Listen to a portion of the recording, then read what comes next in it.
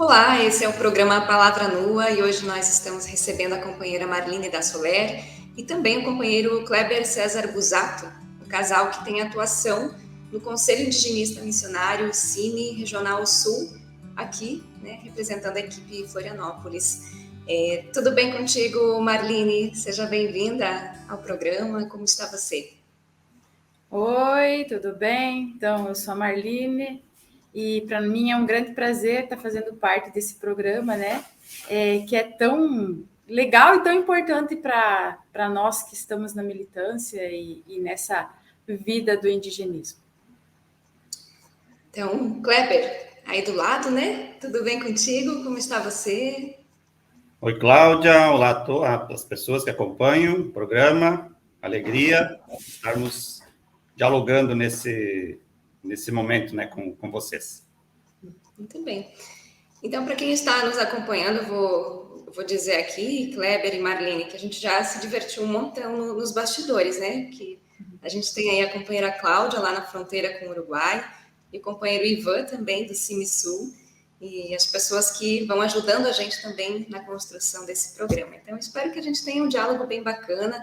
Nós vamos intercalando as perguntas aqui para a gente fazer uma conversa bem tranquila, bem gostosa. Vamos lá, então. Vamos começar pela Marline, contando um pouquinho sobre o teu início de vida, Marline. Fala um pouquinho da tua infância, a tua relação com a família, com a comunidade, a tua juventude, enfim, os elementos que você considera que são importantes, né, que a gente também deva saber. Fica bem à vontade. Então, eu nasci numa família de descendência italiana, né? No norte do Rio Grande do Sul, numa cidade chamada Planalto, que é uma metrópole de 10 mil habitantes, né? Assim, antigamente tinha bem mais, hoje já mais ou menos uns 10 mil habitantes. E uma cidade assim que sempre promoveu, naquela época que eu nasci, nos anos 80, né? Muita coisa para a gente fazer naquela cidade. Então, eu sou filha de uma professora e filha de um motorista de caminhão, né? E cresci assim com uma infância muito boa. Eu sempre brinco que não podia ser diferente, né? Os portões da casa sempre estavam abertos, as portas, a gente entrava e saía quando queria, brincava enquanto queria, tinha muita criança na rua, né? Então eu cresci mais fora de casa do que dentro de casa. Então eu tinha assim, as brincadeiras eram sempre muito diversas, né? Mas o que mais era bom era jogar bolita, era jogar bola. Então, eu sempre fui muito ativa nesse sentido, né? De viver uma infância legal. Eu brinquei muito pouco de boneca, né? Eu sempre tinha mais a brincadeira com bola e a gente tinha o bets, né? Chamava de bets, gostava muito de jogar na rua, enfim, todas essas coisas. E na adolescência não podia ser diferente, né? Sempre muito envolvida com o coral da cidade, no CTG, na banda de música, enfim, sempre muita coisa fazendo ao mesmo tempo, né? Sempre estava muito envolvida. E nunca descuidando dos estudos, porque com uma professora dentro de casa, a gente sempre tem que ser muito rígida, né? Ela sempre foi muito rígida nesse sentido de cobrar da gente que a gente tinha que estudar, porque o que eu ouvi muito na minha vida foi a única herança que eu posso te deixar é o estudo, então aproveita, né? E mais ou menos quando eu tinha uns 16 anos, lá no nosso bairro, né, chamado Bairro Cristal, começou a se formar um pequeno grupo de jovens. E a gente chamava de JUC, né, Juventude Unida do Bairro Cristal, que era dentro da capela, né, que é do bairro ali, e pessoas que estavam envolvidas nessa questão da igreja, né? Então, comecei a participar desse grupo de jovens e, enfim, fazer parte da Pastoral da Juventude em encontros na Diocese de Frederico Westphalen, dentro da própria cidade também, com outros grupos de jovens. E foi um momento bastante legal, né? Eu levava muito concomitante o trabalho ou a vida com a Pastoral da Juventude e também com o futebol, que a gente tinha um time de futebol que disputava campeonato, então era sempre aquela coisa, né? Era um pouquinho na pastoral, outro tanto no campo e sempre se virando nesse sentido.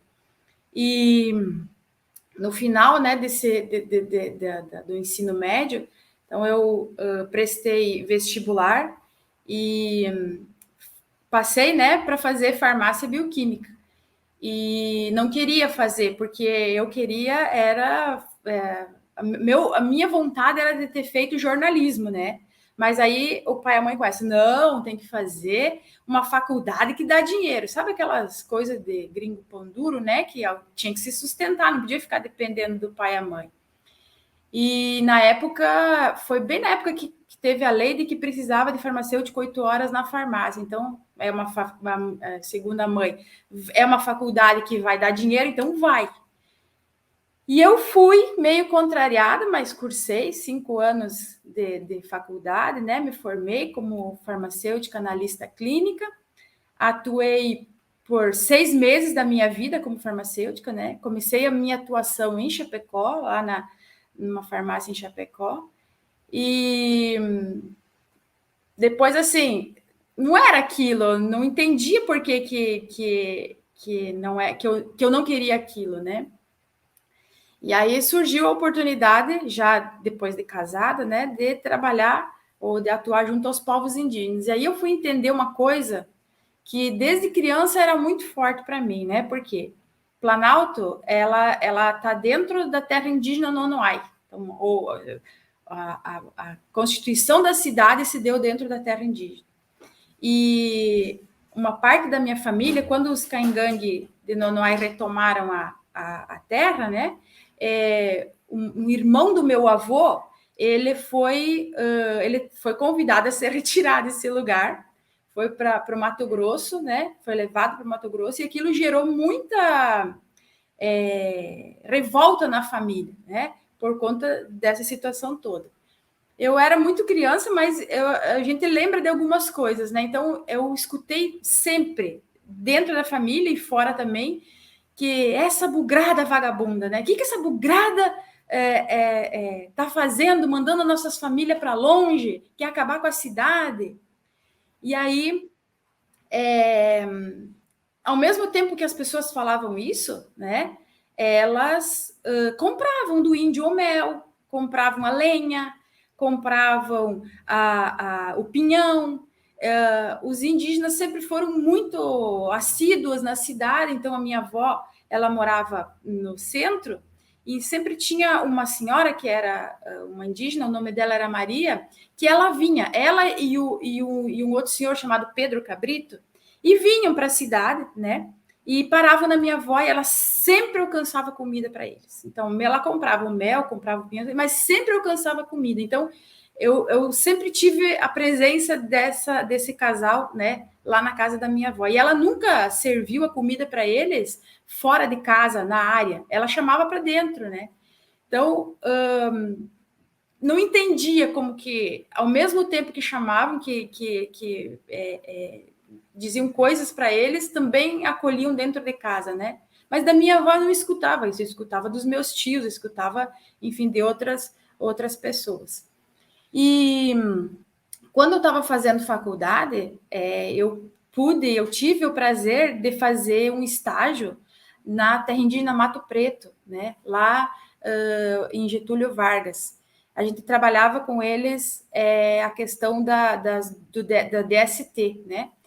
E também, daí eu conheci os Guaranis, que eu até então tinha só o contato com essa família Caingangue. E quando eu conheço o Kleber, e aí a gente, quando começou a namorar, ele já trabalhava no CIMI, e que eu tive mais contato com a questão indígena, muita coisa foi sendo desconstruída dentro de mim, né?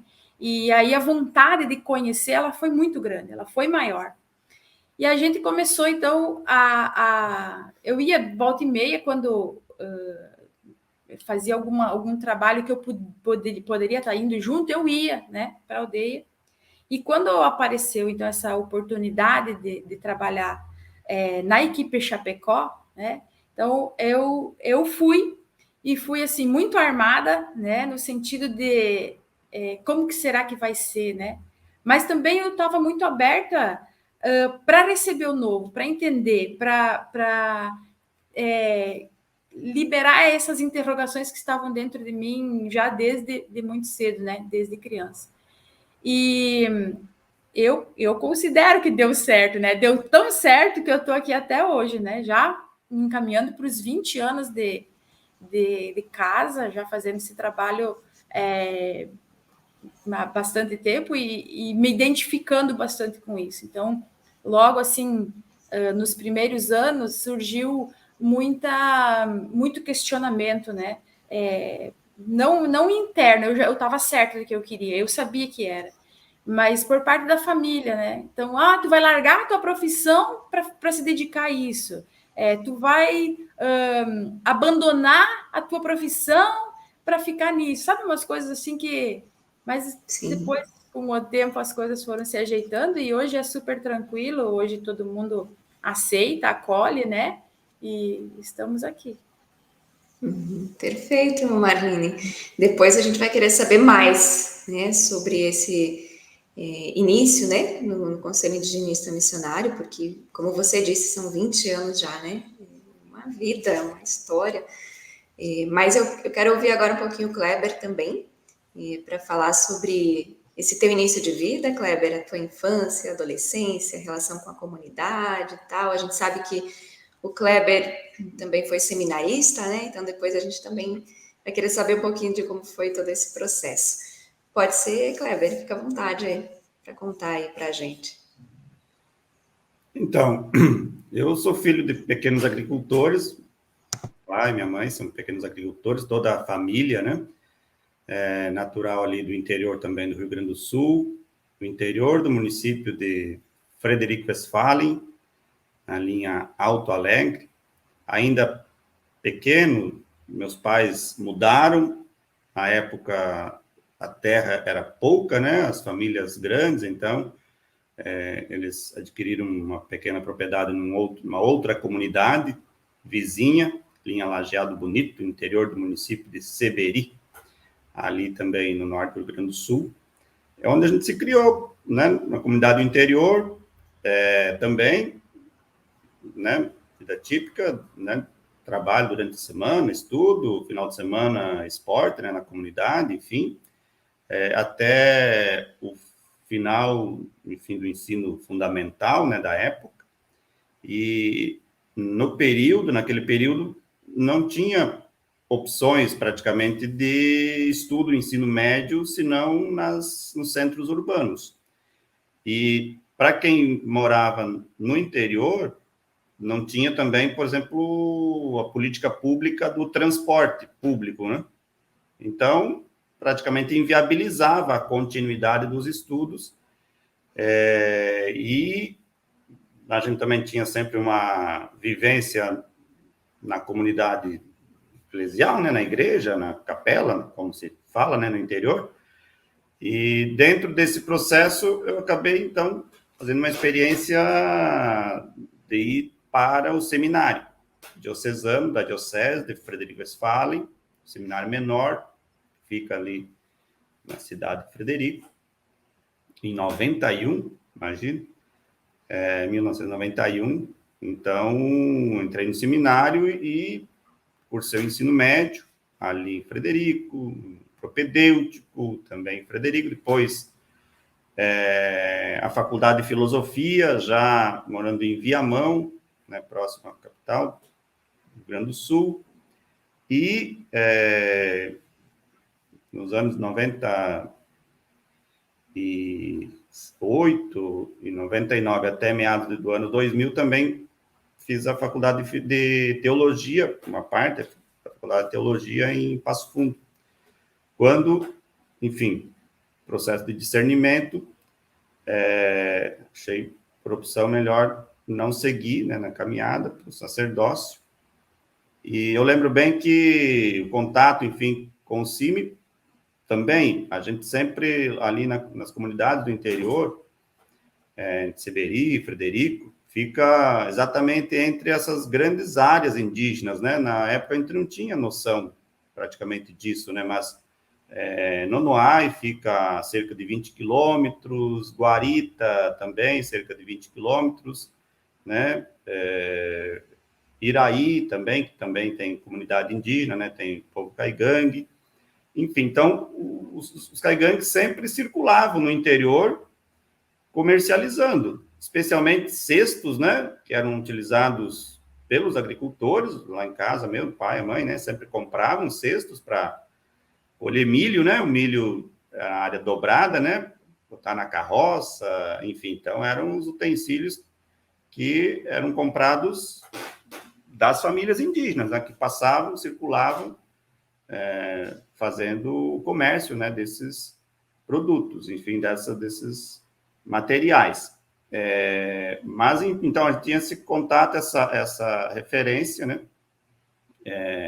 Com os povos indígenas a partir dessa realidade. E no início do ano 2000, na teologia, numa aula inaugural do semestre, do ano, enfim, eu conheci o irmão Jorge Tarachuk, que foi participar dessa aula inaugural, e aí nós sentamos na mesma mesa, na hora do almoço, conversamos, enfim, né, das perspectivas que a gente tinha, né, das dúvidas no processo, e, enfim, fiquei com o contato dele, e depois, no final do semestre, quando ele, de fato, decidiu por sair do seminário, como diz, né, entramos em contato e tinha uma oportunidade, de fato, na época a coordenação era Jussara, né, Rezende, Capuz, enfim, estava em Chapecó, nos convidaram, então, para uma experiência,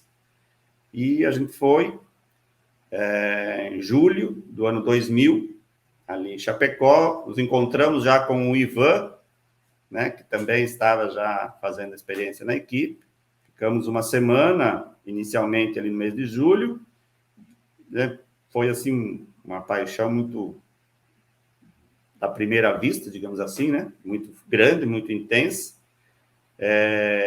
e então no mês de agosto do ano 2000 iniciei uma experiência mais fixa ali como um estágio, né, no Cine em Chapecó.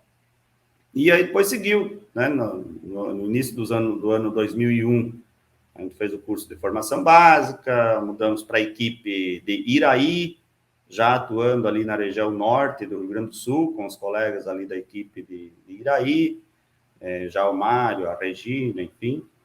E depois continuamos essa caminhada, né? Meio de transeunte, de missão, uma caminhada missionária, em Iraí mesmo durante 3 anos, depois viemos já casados, né, Marlene e eu mudamos para Chapecó, 2004, 2005, 2006, nesse período também eu estava ajudando já na coordenação do regional, foi aberta a possibilidade de retorno do CIMI na região do Paraná, aí nós nos colocamos à disposição para essa missão lá no Paraná, mudamos para Guarapuava, 2007, 2008, e aí, durante o ano 2008, o Roberto era também, na época, o vice-presidente do CIMI, junto com o pessoal do conselho, nos convidaram para ajudar a caminhada do CIMI junto ao Secretariado Nacional. Então, nós fomos, eu fui ajudar na Secretaria Adjunta, a Marlene atuando na parte com documentação, e, enfim, depois seguiu, ficamos também um período como secretário executivo, novamente como secretário adjunto, e agora, desde 2020, 22, né? 22. Início de 2022, atuando aqui a partir da equipe Florianópolis, né, do CIMI Regional Sul. Então, um pouco essa itinerância, né? Desenvolvendo aqui, né? Tá certo. E 3 anos. Certo. Antes de falar um pouquinho, que a gente vai querer saber também sobre a vivência de vocês dois, né, enquanto casal, estando juntos na luta, na causa, enfim. Mas eu quero puxar um pouco esse gancho do Kleber, para saber como foram essas experiências nessas equipes também onde vocês atuaram, considerando que a gente sabe que vivemos em um sul que é bastante preconceituoso, né, que é bastante reacionário, especialmente quando a gente fala sobre os povos indígenas, né? Então, eu gostaria que vocês talvez citassem, se vocês lembram também de alguns momentos assim que foram bastante críticos, de perseguição, né, de enfrentamentos também, porque imagino que não tenham sido anos fáceis até chegar aqui, e mesmo aqui a gente sabe aí de todos os desafios que estão postos. Então, se vocês puderem também trazer um pouquinho dessas realidades, né, nas equipes aonde vocês estiveram inseridos aqui no Sul, né, e contar um pouquinho desse processo para a gente. Eu acho que esse é um aspecto, né, da missão que muitas vezes fica, assim, não é visibilizado, né, mas, de fato, tem uma dimensão, muitas vezes, assim, de tensionamento, né, porque atuar com os povos indígenas, e particularmente no caso do CIMI, que tem uma opção de apoio, né, aos povos, especialmente em relação a essa dimensão da luta por direitos, particularmente em relação ao direito à terra, né, a questão fundiária. Então, envolve aquilo que Marlene já comentou, de preconceitos étnicos, né, que é muito forte e ainda existe, né, na nossa região, em relação ao outro, no caso, os povos indígenas, como se eles fossem menos, menos importantes ou não tivessem a legitimidade, né, que as outras culturas, outras origens têm. Então, esse é um elemento. E isso se associa exatamente nessas circunstâncias em que há processos de luta por direitos. Então, o preconceito acaba sendo alimentado como uma forma de contrapor o direito dos povos. Então, e a gente, como aliado dos povos, e também fazendo essa interrelação, em muitas situações acaba se envolvendo em situações de tensionamento. Eu mesmo, várias situações assim, né? Ao longo dessa itinerância, dessa missão, dessa caminhada, das diferentes equipes. Já em Iraí, eu lembro de entrar em discussão, né, com não indígenas, contrapondo ideias ou informações equivocadas, né, tipo, o pessoal chegar e dizer, os indígenas recebem salário mínimo a vida inteira, desde que nasce até a morte, né, como se, ou seja, falácias, mentiras que eram usadas, e ainda muitas vezes são, como forma de alimentar o preconceito, né, de desqualificar, deslegitimar a existência dos povos, né? Então, a gente sempre tentou fazer o contraponto, mostrar que isso não é verdade, né? É uma mentira que se trabalha, e, enfim, então, as pessoas muitas vezes não aceitam, então, sempre tem um pouco essa situação. Depois, em Chapecó, também foi muito forte toda aquela questão, período, a luta pela demarcação das terras aí da região, particularmente em relação à terra indígena Guarani do Araçaí, né? Eu lembro de uma ocasião em que eu acompanhei a convite de Dom Manuel, né, numa atividade dele lá em Cunhaporã, né, e passando pela rodovia, né, as placas, né, escritas contra o CIMI, contra o próprio bispo, né, enfim, então, situações assim, mais tensas, digamos assim, né? No Paraná também eu lembro de uma situação aí já envolvendo o próprio órgão público lá do Paraná, a FUNAI, né, que nos intimou, né, que nós mudamos para o Paraná e fomos visitar as comunidades, né, que a gente já tinha uma relação a partir também de Chapecó, ali, especialmente ali em Laranjeira do Sul, né, terra indígena Boa Vista, do povo Caigangue, terras do povo Guarani lá na região oeste, e fomos intimados pelo órgão indigenista de que a gente deveria pedir autorização a eles, né, da FUNAI, e avisar toda vez que iria para a área e tal. E aí, então, teve também um tensionamento mais institucional, porque nós partimos do entendimento de que se a comunidade, se o povo indígena nos convida e nos recepciona, isso é suficiente para a nossa ida, né? Ou seja, eles estão nos acolhendo na casa deles. A terra indígena não é um espaço, né, do órgão indigenista, embora o órgão indigenista tenha suas prerrogativas, suas funções institucionais. Mas, enfim, para dizer que ali tinha uma situação ainda de relação tutelar muito forte, né, dos agentes que atuavam na FUNAI, naquela região, ainda, imagina, no ano 2007, 2008, né? Então, foi um dos pontos ali no Paraná que a gente, né, teve um enfrentamento, um tensionamento para tentar romper, de alguma forma, ou contribuir, né, para romper essa relação tutelar que ainda era vigente. Mas lá no Paraná, assim, enfim, a questão da tutela era tão forte e a FUNAI nunca aceitou o CIMI, né, naquele momento. Eu me lembro que eu estava com um documento de uma aldeia que a gente tinha ido visitar lá com a irmã Cristina, e eu fui levar esse documento para a FUNAI. FUNAI era perto de casa, né, e eu estava grávida de 5 meses do João Francisco. E eu fui levar esse documento e, ao mesmo tempo, pegar informações para completar as fichas de violência que a gente precisava estar fazendo. Quando eu cheguei, a pessoa que me recebeu foi o administrador da FUNAI. E ele me pediu, o que tu veio fazer aqui? Eu falei assim, eu vim entregar esse documento da comunidade e tal e pegar algumas informações que são necessárias para a questão da ficha de violência. Ele, assim, começou na grosseria e ficou falando coisas no sentido... quem é você para querer alguma informação ou para querer fazer alguma coisa aqui em prol dos indígenas? A FUNAI está aqui para isso. O que o CIMI quer se meter? E foi engrossando a voz, as pessoas que estavam ao redor só olhando e eu, tipo, diminuindo, né? Eu sei que eu olhei para ele e disse, tudo bem, se tu não quiser receber o documento, tudo bem, não quiser responder, virei as costas e vim embora, e eu passei muito mal naquele dia, né?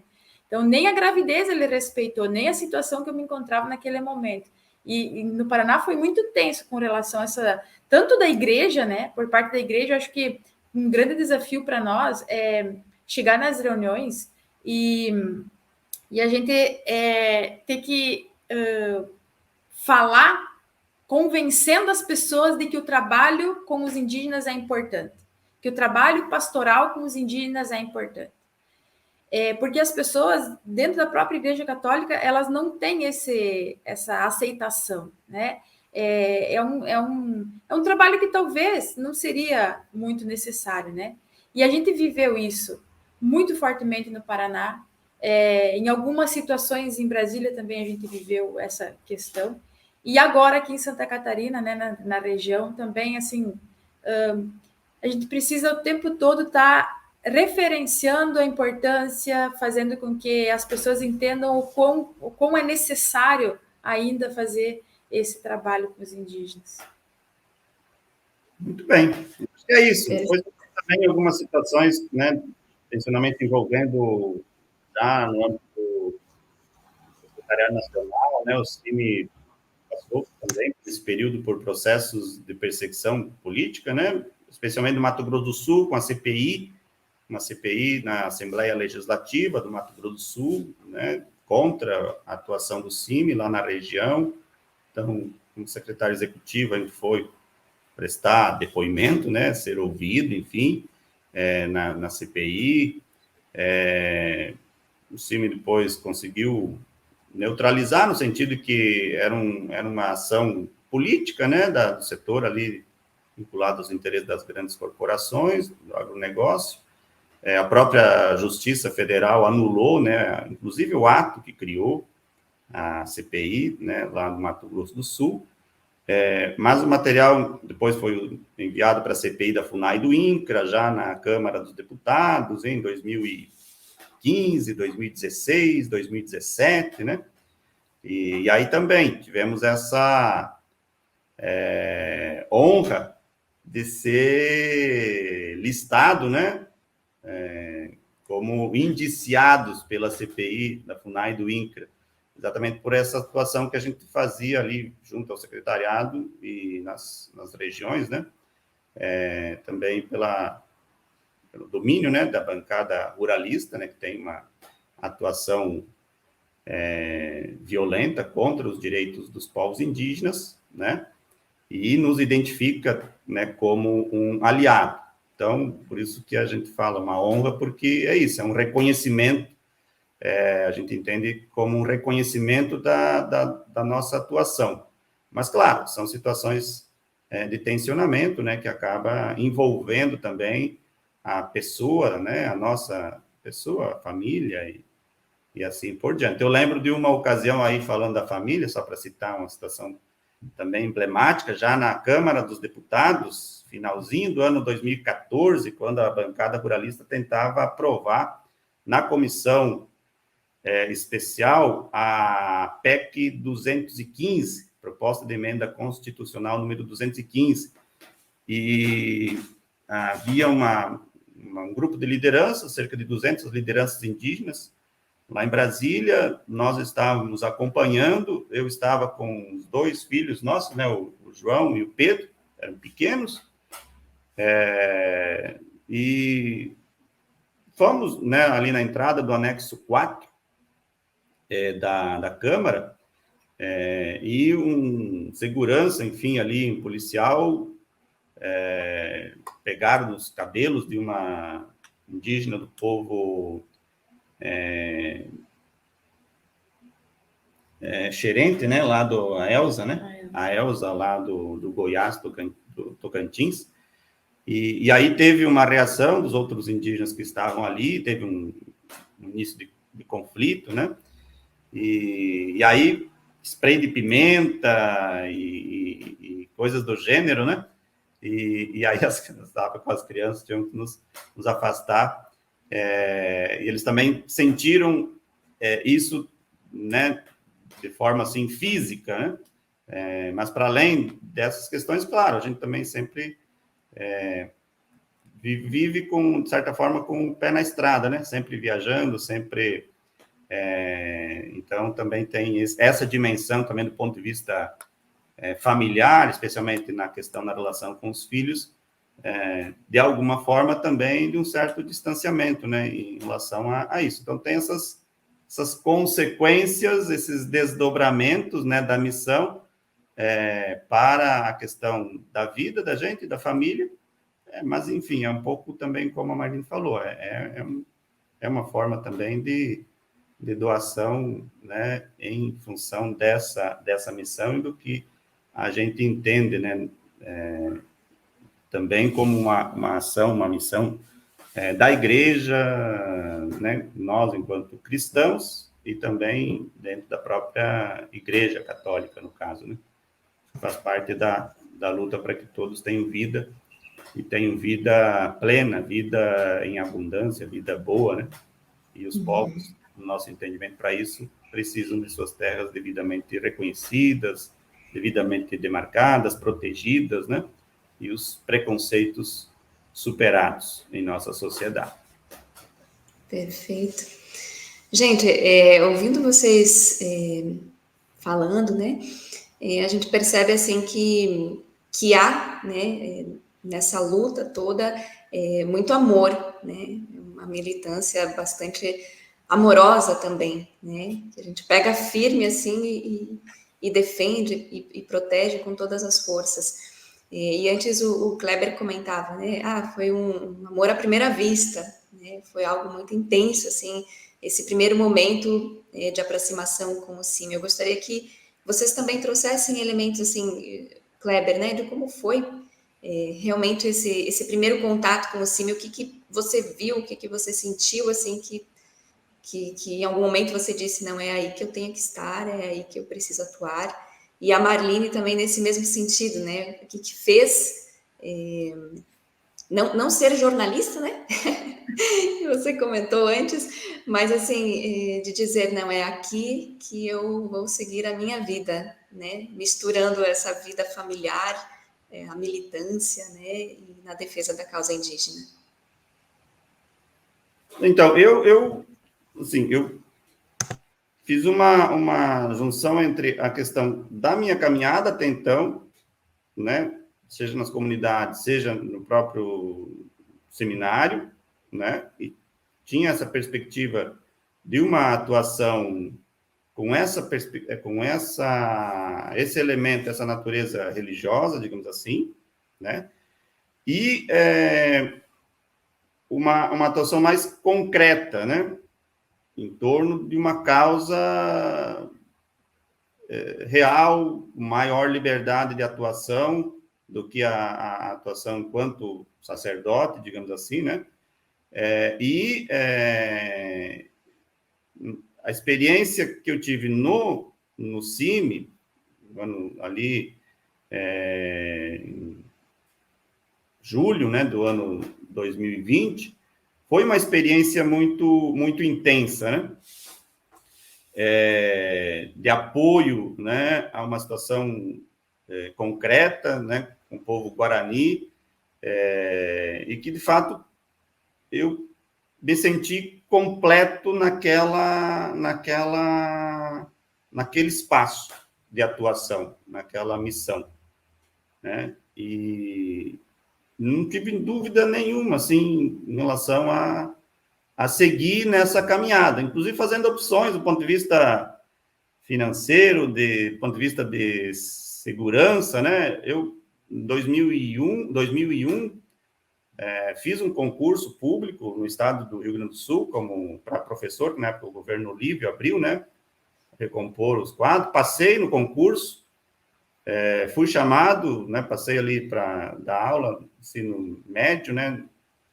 No estado, né, do Rio Grande do Sul, fui chamado, na época passei em primeiro lugar, e aí no diálogo com a coordenação, e na época era exatamente isso, era uma dedicação totalmente exclusiva, né, no CIMI, então o entendimento que a coordenação teve que não havia possibilidade de conciliar o trabalho na escola com o trabalho na missão, o CIMI. Então, eles deram a opção de que eu fizesse uma opção, né? Ou eu assumia o concurso, né, como concursado, né, professor no ensino médio, na rede pública estadual, ou eu continuaria na caminhada como membro do CIMI, como na equipe do CIMI. Então, foi um momento também, claro, de discernimento, mas eu acabei tomando essa decisão de seguir mesmo com as inseguranças, de certa forma, né? Nós, por exemplo, como missionários, agentes do CIMI, não temos nem carteira assinada, né? Nunca tivemos carteira assinada, né? Então, nosso vínculo não é um vínculo empregatício. Então, nesse aspecto, a gente tem sempre uma certa interrogação, uma certa dúvida, né? Uma certa insegurança em relação à própria subsistência nossa, né? Mas, como eu disse, eu acho que a opção, ela tão forte, né, que a gente tomou essa decisão, né, a partir exatamente dessa opção, né, de vida, digamos assim, né, dessa opção de vida, e assim estamos tocando uma certa instabilidade, mas que é parte da missão também. Acho que a gente encara dessa maneira. Eu já tenho mais, assim, a minha inserção se deu muito pela curiosidade, né? Por atender algumas inquietações internas que vinham já de bastante tempo. Então, os primeiros anos do trabalho, os primeiros meses, né, foram muito desafiadores para mim, porque chegava na aldeia, então eu comecei a atuação a partir da equipe Chapecó. Então, meus colegas eram o Kleber e o Ivan. E nas idas, né, para a aldeia, às vezes eu ficava me questionando muita coisa, né? E essa cabeça colonizada, ela queria fazer diferente, né? Mas aí, nas conversas, enfim, Kleber sempre foi falando, olha, nosso papel, embora a gente esteja lá e a gente colabore para alguma mudança, mas a gente não tem que provocar essa mudança, a gente não tem que questionar a gente, né, essa forma de ser deles. Né? Então, para mim foi um desafio muito grande, porque a vontade sempre era de, nossa, quando eu cheguei uma vez, eu acho que foi no Chimbang, se eu não me engano, e na roda, na conversa ali com as lideranças, enfim, eu olho para o lado uma criança com uma faca, um facão brincando. A primeira coisa que me veio na cabeça foi de ir lá arrancar aquela faca da mão da criança, né? E a mãe estava do lado fazendo artesanato. E eu falei assim, meu Deus, essa mulher é louca, ela não tira a faca da mão dessa criança. E eu me contive naquele momento, né, para não ir e tal, porque eu disse, a mãe está vendo, né? Eu não posso ficar também. Então, foi um desafio muito grande. E aí, com o passar do tempo, eu entendi que era interessante me aproximar das mulheres, né? Porque enquanto eu estava fazendo a roda de conversa com as lideranças, os homens ali, naquela conversa sobre a situação, a gente, eu via que as mulheres, principalmente as caingangue, estavam sempre ao redor, né? Então, eu me aproximava, conversava com elas, fazendo artesanato. Então, ao mesmo tempo que vinha muita conversa de sacanagem, né, de coisas aleatórias, mas a gente percebia o quanto que elas estavam atentas ao que estava sendo falado lá naquela roda, né, com os homens, enfim. E que muitas das decisões que eram tomadas também partia delas, né? Elas sugeriam o que era melhor, talvez, naquele momento. Então, comecei a entender que seria por aí um pouquinho do trabalho, não de mais escutar do que de fazer, né? Do que de tentar interferir naquela situação lá. E ao longo dessa caminhada, eu tive, assim, às vezes bateu forte a vontade de abandonar por conta de olhar os meus filhos, né? Então, o lado mãe que sempre gritou muito, muito alto, né? De olhar os meus filhos e não conseguir dar a atenção, talvez, que eles precisassem naquele momento, né? De estar expondo eles a algumas situações que muitas vezes não era necessário ele estar junto com a gente, né?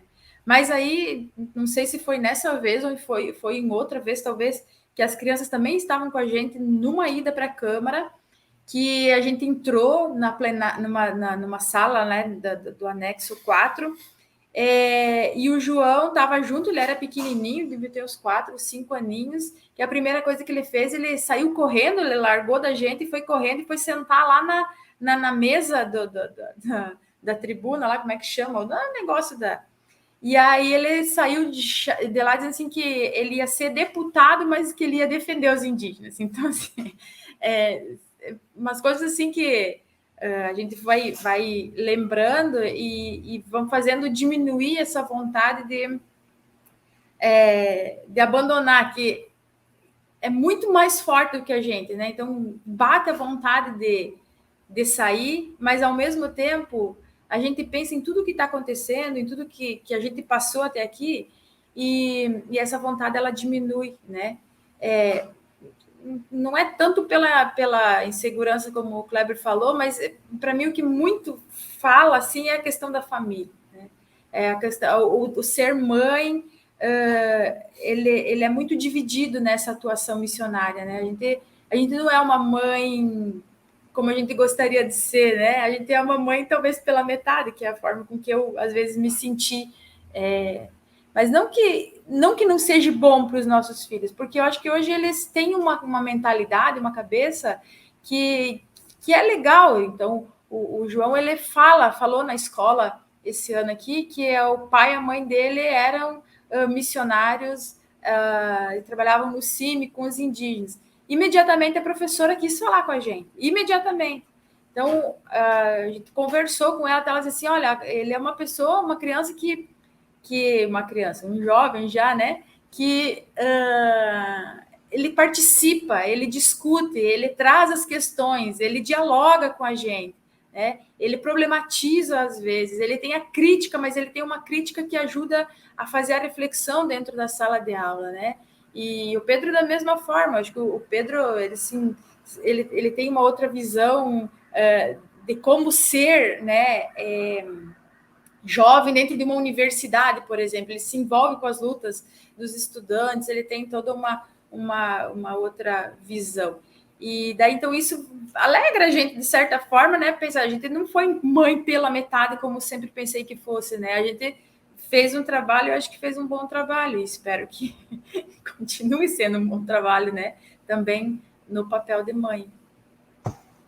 Perfeito. Gente, que bom escutar vocês. Mas olha só, a gente falou sobre o amor à primeira vista, né, com o Cine. Mas nós queremos saber também se teve amor à primeira vista. Marlene, Kleber, Marlene, como foi isso? E, poxa vida, vocês constituíram a família de vocês e essa grande família também, que é o Cine, né? Mas tudo meio junto e misturado. Então, se vocês puderem contar também sobre esse encontro de vocês, né? Muito carinhoso e que hoje resulta aí nesses bons frutos dos filhos, mas também da militância, né? Do que vocês representam para a militância. E agora? Então, eu estava no final do primeiro ano de faculdade e uma das professoras da faculdade, ela trabalhava no Hospital São Vicente, em Passo Fundo. E ela convidou eu e mais 2 colegas para fazer estágio no hospital durante as férias, né? E então eu conversei com a minha mãe e ela falou: não, tranquilo, podia ir, mas que conversasse com o padre Altair para ficar lá no seminário, né? Na verdade, eu tinha uma colega que tinha feito teologia de férias e ela, né, falou dessa possibilidade. E o padre Altair, quando ele estava na minha cidade, lá em Planalto, ele sempre ia na casa da minha avó, jantar, almoçar, era muito chegado, né? E aí eu conversei com ele aceitou que eu ficasse no seminário durante o mês de janeiro. E aí, isso era no ano 2000, né? Janeiro de 2000. Naquilo, quem estava cuidando ou quem estava auxiliando o pessoal da teologia de férias no seminário naquela época lá em Passo Fundo era o Kleber e o Moisés, que era o colega dele e que depois, com o tempo, ficou missionário do CIMI também. E aí a gente passou um mês inteiro conversando, assim, né? Se conhecendo, mas sem essa premissa, talvez, de ter alguma coisa, porque eu sabia, vai ser padre, né? Que negócio, não pode. Aí, no último dia de faculdade, de estágio, eu ia embora e eu fui me despedir, daí ele me disse, não, fica aqui, vamos comemorar, vamos sair para comemorar o último dia de estágio e tal. E era aniversário do meu pai naquele final de semana e eu queria ir embora, mas também fiquei dividida, porque, né? E acabei ficando e a gente foi comer um X para comemorar o final do estágio e, enfim, a gente acabou se interessando um pouquinho mais, né? Naquele dia lá.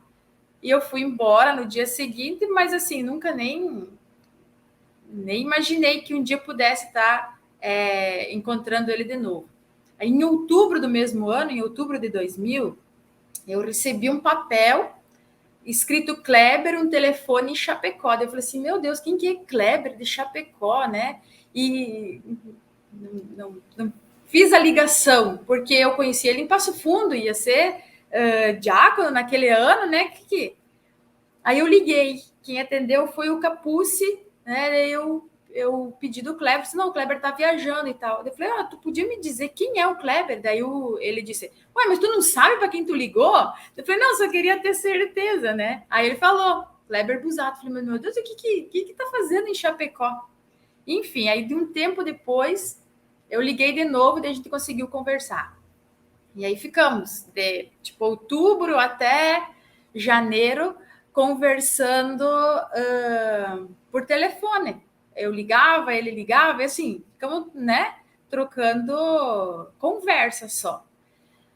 Aí a gente combinou que a gente ia se encontrar, que a gente queria se encontrar, a gente combinou assim, vamos para a Romaria da Terra, que é em Jabuticaba, na nossa diocese, né? A gente combinou de se encontrar lá e o primeiro que chegasse ia para o lado do altar. E naquilo eu já tinha alimentado expectativa, eu acho que da parte dele também, né? Aí eu cheguei e fui indo para o lado do altar, fiquei lá e tal, tava eu e uma amiga, aí de repente eu vejo ele, um indígena e uma moça. E aí eu disse para minha colega assim, olha, eu não vou chegar perto porque, né, tá com a namorada, coisa parecida. Ela disse, mas boba, tu veio aqui para encontrar um amigo, tu veio fazer o quê? Vai lá. Aí eu tomei coragem, fui, cheguei atrás dele, bati na costa, ele virou, ele me olhou assim, regalou os olhos. E aí, enfim, começou a conversar, daí ele me disse assim, desculpa, foi muita emoção, me esqueci de apresentar, essa aqui é minha irmã. Quando ele falou minha irmã, eu falei, essa é minha irmã, esse é o Augusto, né, que era o indígena que estava com ele. E aí ficamos conversando naquele dia lá, fomos na Romaria, a gente partilha a alimentação, né, partilhamos a alimentação e tal, aí no final ele me levou até o ônibus. E aí a gente combinou de se encontrar lá em Erechim, onde eu fazia faculdade, né? Ele estava indo, ele me contou que tinha, que estaria indo, continuava a teologia da teologia e estaria passando por Erechim para depois voltar, né? Para Iraí e passaria por lá. Falei, não, tudo bem, tranquilo. E aí onde foi tudo começou na Romaria da Terra, na verdade, né? Com a expectativa do antes, mas o namoro mesmo começou na Romaria da Terra em 21 de fevereiro de 2001. Essas histórias são as melhores, né? Foi isso, Kleber? Foi bem por aí mesmo. A gente se conheceu no seminário, na casa de formação, né, que a gente chama lá em Passo Fundo. Nesse período, de fato, como eu já falei, estava no período de discernimento, foi no início do semestre, né? Coincidiu também de encontrar o Tarachu, que, enfim, então, ao longo do semestre, a gente foi discernindo no processo. E aí, depois que eu saí do seminário, fui para Chapecó, né, já no CIMI, já no ano 2000, no CIMI, então, procurou, e, enfim, a gente tinha se conhecido, né, em janeiro, e ficou, né, com carinho, digamos assim, e a lembrança, a saudade, e aí ligamos, estamos conversando, nos encontramos, e a partir dali, da Romaria, né? Mas até hoje eu nunca descobri como que ele conseguiu alguém para passar aquele bilhete que chegasse a mim. Tipo assim, quem foi que indicou que eu morava com aquelas meninas? Porque na época eu estava morando com umas meninas numa tipo uma república, e eu mudei porque eu precisava ficar mais perto da universidade, que eu estava trabalhando na universidade na época, né? E eu precisava vir mais perto. E quem me entregou foi essa menina que morava comigo. Como que ele descobriu, né? Assim, a gente nunca... Não sei como é que... Agora como que foi isso, Kleber?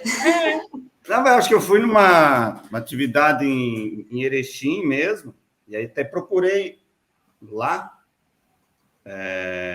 na cidade, mas aí não localizei, não encontrei. Mas aí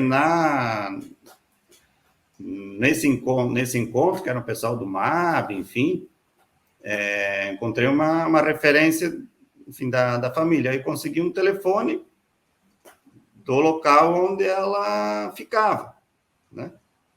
E aí liguei nesse telefone, ainda lá em Erechim.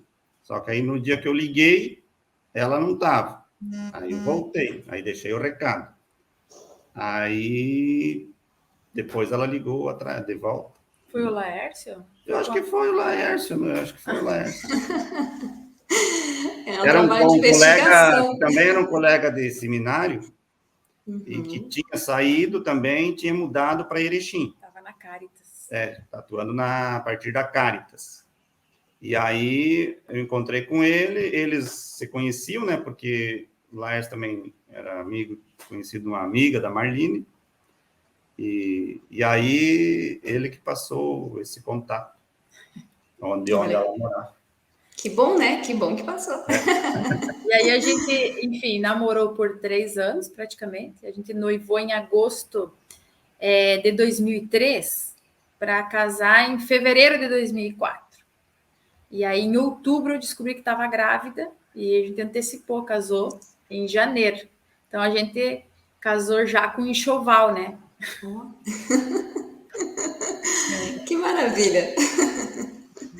Ah, gente, que legal saber, né? Também um pouco mais da história de vocês, toda essa questão afetiva que também nos aproxima, né? Que faz parte dessa vida militante, enfim. Gente, quase chegando ao finzinho aqui do nosso bate-papo, da nossa entrevista, mas eu gostaria de trazer mais uns elementos, assim, sobre essa experiência. Eu vou conversar um pouquinho com o Kleber agora e depois tenho mais uma questão com a Marlene. Sobre essa experiência no secretariado, né? Se você puder trazer um pouco de como foi esse processo e esse retorno também para o regional, né? Um pouco também desses desafios que vocês dois, né? Também enquanto casal, mas enquanto missionários, têm, né? Nesse momento histórico. Então, se vocês puderem também trazer um pouquinho desses elementos. Acho que é uma primeira questão, dizendo assim, em relação à atuação no âmbito do Secretariado Nacional do CIMI, a gente atuou lá por 13 anos, né? A maior parte, na verdade, da nossa atuação, da nossa caminhada, se deu ali no secretariado. Tínhamos atuado aqui, na região, né? Rio Grande do Sul, Santa Catarina, Paraná, aí fomos para lá. Foi, assim, acho que a primeira questão, um período muito intenso. E tenso também. Eu acho que foi uma década e pouco, né? Mas especialmente a partir de 2011, a partir de 2011, até quando nós saímos de lá, final de 2021, foram 10, 11 anos de, assim,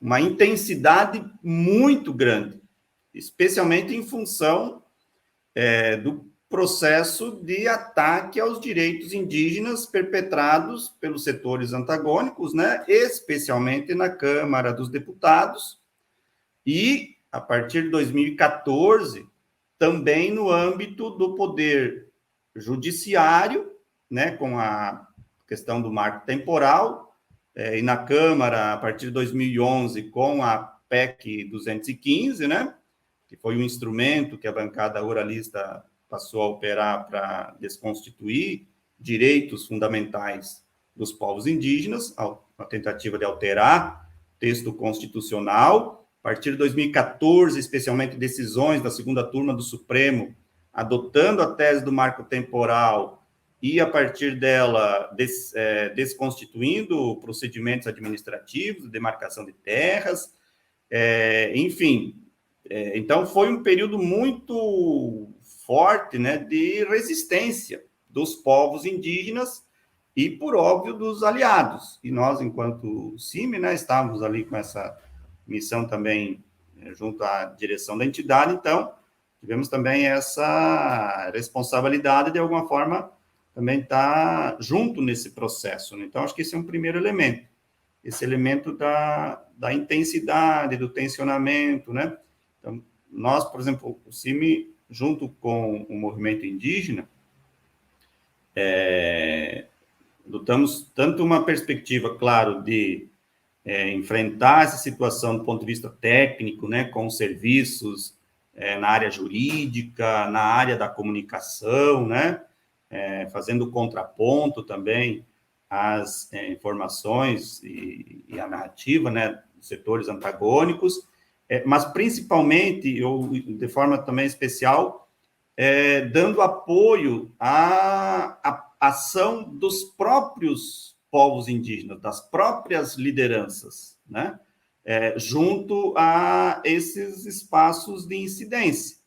No Brasil, e também se abriu um flanco muito forte, né, de incidência internacional, junto às instâncias, né, multilaterais, do Conselho de Direitos Humanos da ONU, do Fórum Permanente, né, da ONU para Povos Indígenas, na Comissão Interamericana de Direitos Humanos, que também desdobrou numa ação na Corte Interamericana, né, que depois, em 2018, condenou o Estado, no caso, o povo chucuru versus Estado brasileiro, né?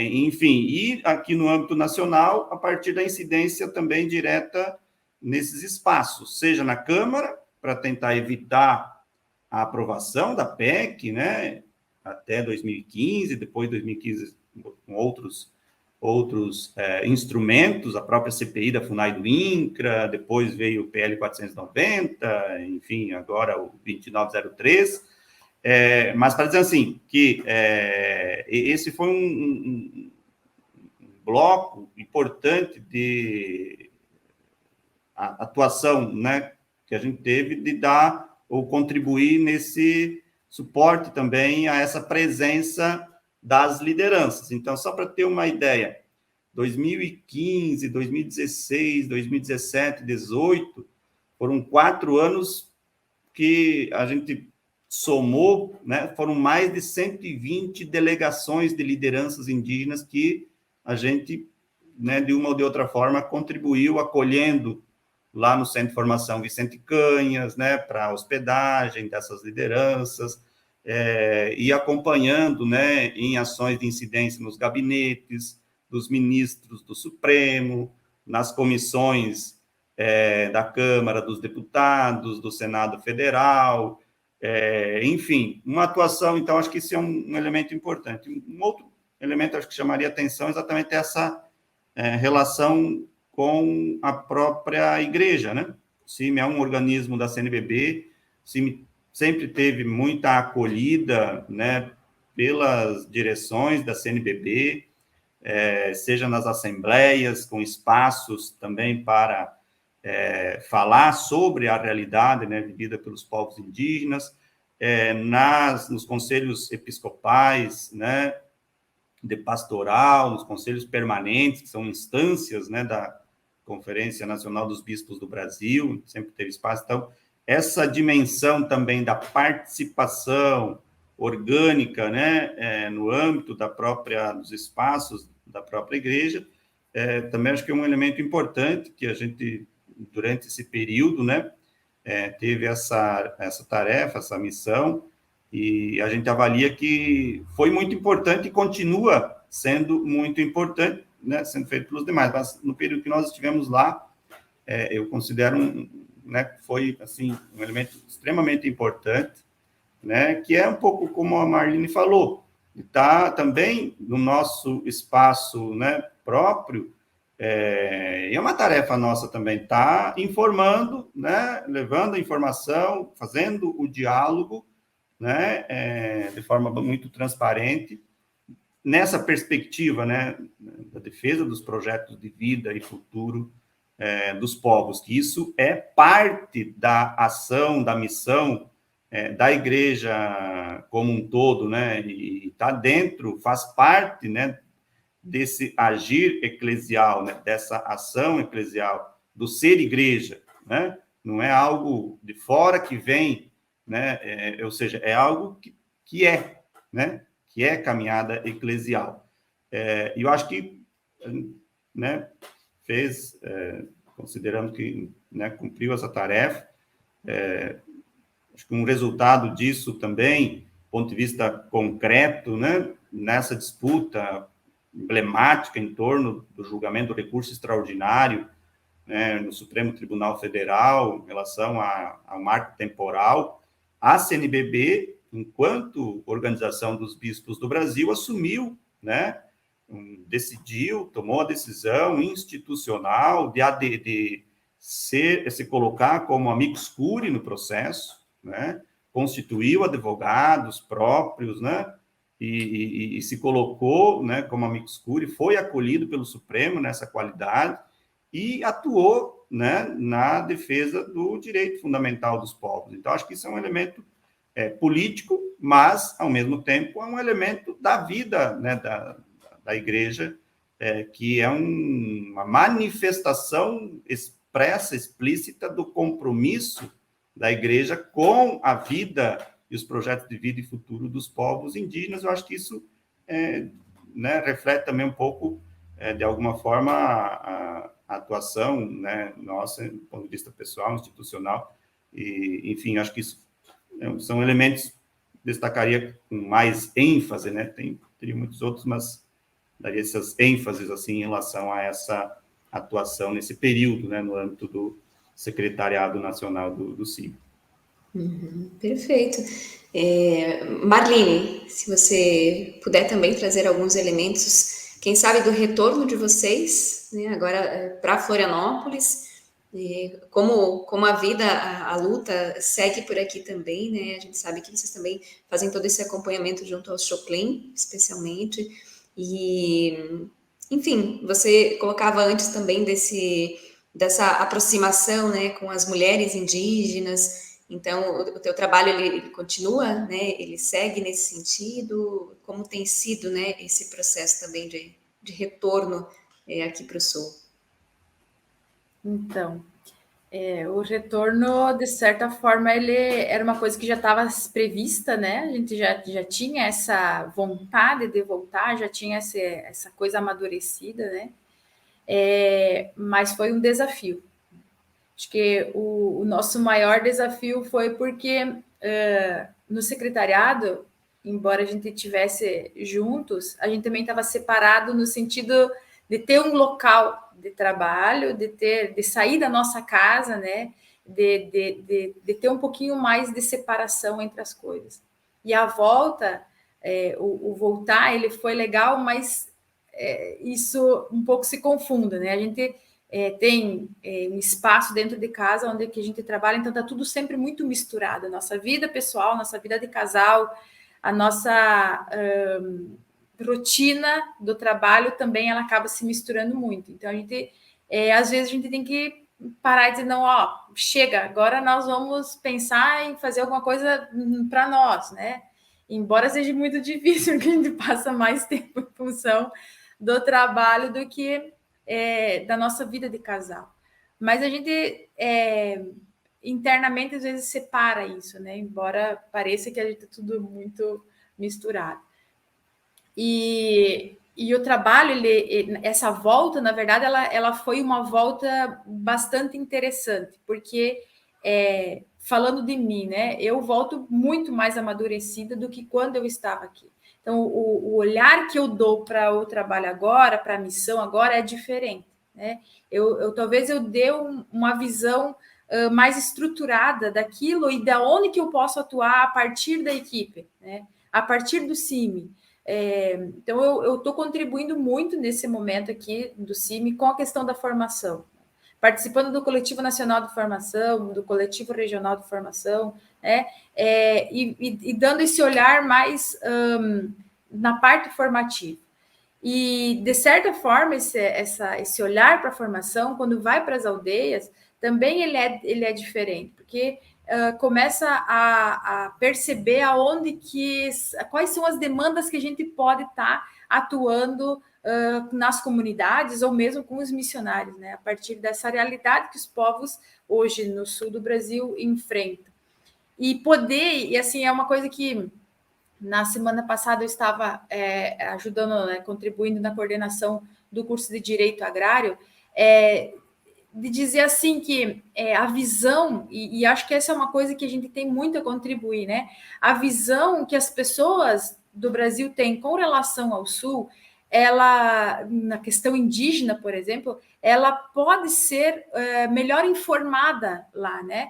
Então, a visão que as pessoas têm, e que isso foi desconstruindo muito a partir, então, do marco temporal, do recurso extraordinário, porque todo esse envolvimento do povo Choclen, essa ida do povo Choclen, essa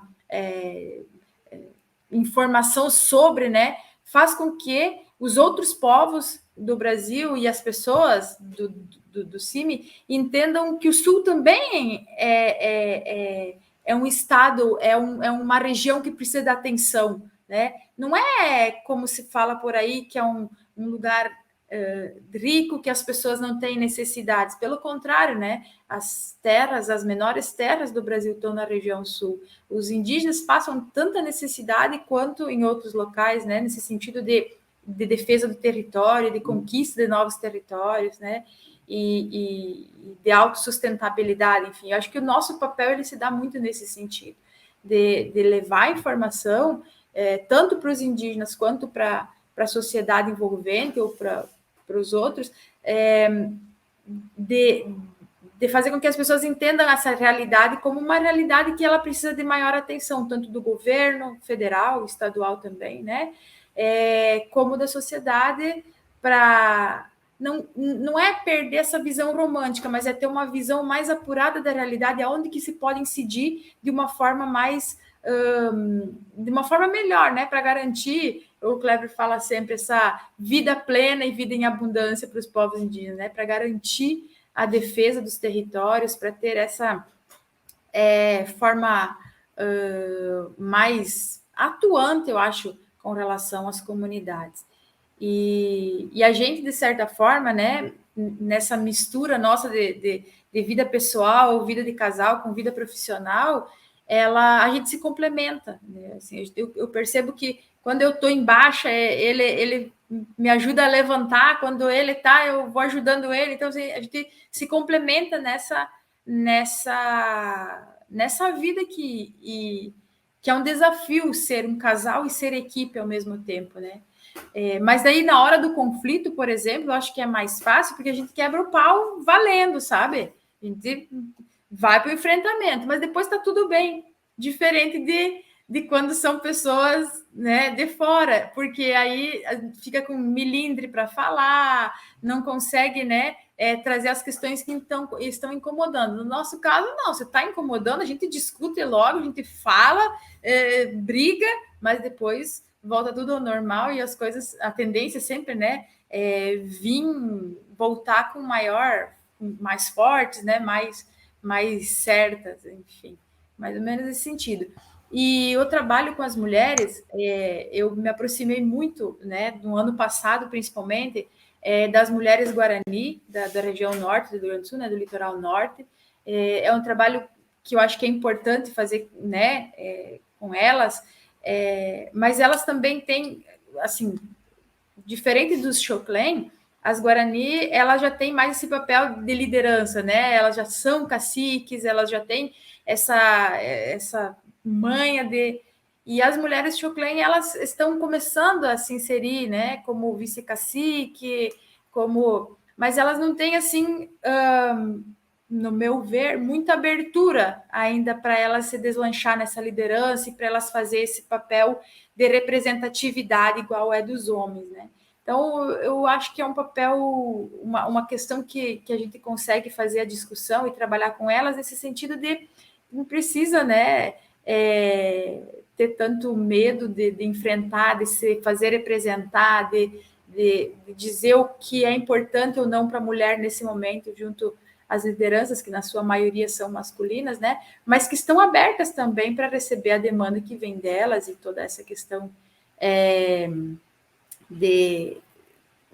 do feminino, da forma de ver o mundo, né, que às vezes é um pouquinho diferente daquela, a forma de tomar decisão é um pouquinho diferente, né, enfim, a gente vai tentando construir com elas essa questão. Gente, muito bom, assim, de novo, né, conversar com vocês, fiquei muito feliz, assim, com a nossa entrevista, e a gente já vai encerrando, né? Por aqui não dá para passar chimarrão, não dá para passar nada, mas por mim a gente ficaria aqui por muito tempo ainda dialogando. Mas, assim, agradecer vocês, né? Um casal que tem se tornado também referência para a gente, para essa outra geração também, de mulheres, de homens que vão se aproximando também do CIMI, né? Da causa indígena. Então, a gente tem muito carinho também, né, pela Marlene, pelo Kleber, por todo esse trabalho, toda essa vida, né, dedicada também a outras vidas. E então deixar um carinho para vocês, Marlene, você que está aí, né, também movendo todo esse processo de formação. Poxa vida, nós mulheres historicamente excluídas de tantos processos. Então ter você também como uma referência no contexto da formação é muito bacana, né? Então, eu gostaria que você também deixasse uma palavrinha final, assim, para quem está nos assistindo, E, enfim, né, o que você considera que é importante também para esse momento, para a sociedade, né, a respeito também da causa indígena? Então, a gente recebe esse carinho com bastante alegria e devolve também esse carinho, né? É muito importante estar ou ter vocês, a Cláudia e a outra Cláudia, na nossa caminhada, né? E a forma com que vocês têm de comunicar sobre a questão indígena. Acho que é uma forma que dá a quem vos ouve, quem vos vê, a real situação, né? A questão como ela é. Acho que é muito, muito bom ter vocês. E para todas as pessoas que nos acompanham, acho que é isso, a gente manter esse olhar de luta, né? Esse olhar de militância para com a questão indígena e dizer assim que é uma palavra-chave que a gente usa muito e que eu acho que nos representa bastante, que é a causa indígena de todos nós. A causa indígena é minha, é tua, é de todas e de todos nós, né? E que a gente não tem que começar a mudar essa nossa percepção e aceitar essa outra cultura, aceitar essa outra forma de ser e estar no mundo como parte do mundo, né? Como parte da nossa sociedade, que tem muito a contribuir em todos os aspectos, né? Inclusive na questão ambiental, social, política desse nosso sul do Brasil, mas também a nível do Brasil, né? É isso. Te agradece bastante você, as Cláudias, né? E a Fronte, né? Por essa opção, né? Que traduz, a gente, é perceptível, né? Esse sentimento, essa dedicação, esse amor também para com os povos, né, originários, os povos indígenas, e que tem essa parceria, né, tão próxima também com o CIMI, né, enquanto organização. Então, te agradece por toda essa caminhada, por esse espaço, por essa conversa, né, e, enfim, parabeniza por essa ação que vocês realizam. É isso, acho que importante, né, esse diálogo com a sociedade, né, com as pessoas em geral, nessa perspectiva, né, de que, de fato, os povos têm legitimidade de existência, né, as suas formas, a sua cosmovisão, sua visão de mundo, formas próprias de relação com o meio, com os outros, formas próprias de produção, todas são legítimas tanto quanto as outras formas, né? E nós, especialmente, né, que somos descendentes, digamos assim, da cultura ocidental, né, europeia, fundamentalmente, né? Para nós, enquanto pessoas, é um processo também de desconstrução mais do que do egocentrismo, do etnocentrismo, né? Na perspectiva de entender que os povos têm culturas distintas, né? E essas culturas são legítimas tanto quanto a nossa, independente de qualquer argumento que a gente possa apresentar a favor, eventualmente, né, daquilo que a gente entende que seria, né, um elemento importante da nossa forma de ser e de existir, né, de se relacionar. Esses elementos da nossa forma de existir não desqualificam e não deslegitimam em nenhum nível as formas próprias de ser e de existir, né, dos outros povos, das outras pessoas, do outro, né, e no nosso caso concreto, dos povos originários da nossa região, do povo caigangue, do povo guarani, do povo xetá, do povo xoclém, e de tantos outros povos, né? Então, isso também é um elemento importante para as pessoas terem presente, né? Não são os índios, como se fosse algo monolítico, né? São povos, né? São culturas diversas, distintas, que enriquecem, que somam, né? E são parte, não mais do que somar, são parte da sociedade e precisam ser respeitadas pela sociedade e pelo Estado brasileiro. Que bom que temos espaços como este para expressar essa nossa compreensão, nosso entendimento, nossos sentimentos também. Olha só, sempre terão. O Kleber, na verdade, gente, é a pessoa que muitas vezes o Ivan, ele manda para a gente o áudio, né, que o Kleber fez lá sobre, não sei, o PL 2903, e diz, ó, tem um podcast aí do Kleber, será que rende uma matéria? E sempre rende, né, porque é também uma análise, né, de contexto jurídico. Já tem as anedotas em relação a isso, que não é o podcast, é o PodKleber. Exatamente. O PodKleber, olha, não sabia dessa. Ai, gente, lá no Brasil, são áudios longos, aí o pessoal começa a tirar sarro, que chegou um PodKleber. Mas olha só, sempre um conteúdo assim que ajuda a facilitar a linguagem, né? Que sempre se aproxima muito assim do popular, então é muito importante.